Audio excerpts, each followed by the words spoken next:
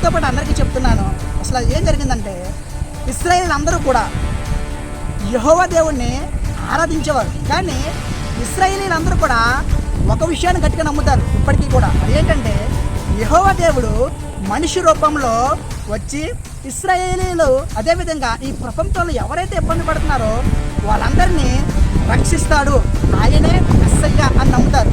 కానీ వాళ్ళందరూ కూడా మెస్సయ్య అనే వ్యక్తి ఒక రాజులా వస్తారని భావించేవారు. కానీ యేసుక్రీస్తు వారు సాధారణమైన మనిషిలాగా సాధారణమైన కుటుంబంలో జన్మించి ఆయన ఎవరైతే మత బోధలను తప్పుడు మార్గంలో నడిపిస్తున్నారో లేకపోతే దేవుడు చెప్పిన మాటకి విరుద్ధంగా చేస్తున్నారో వారు చేసే లేఖనాలను బట్టి వారిని ఖండించడం జరిగింది.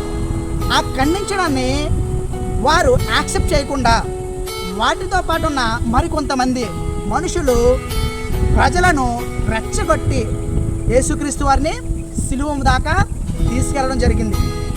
కానీ బైబిల్ ప్రకారము వారు నమ్మే తోరా ప్రకారము కూడా దేవుడు ఒక్కడే, ఈ భూ ప్రపంచం అంతటికి కూడా దేవుడు ఒక్కరే. కానీ మన ఉద్దేశాలను బట్టి వేరువేరని భావిస్తూ పూజిస్తున్నాం. కానీ గమనించండి, దేవుడు ఒక్కడే.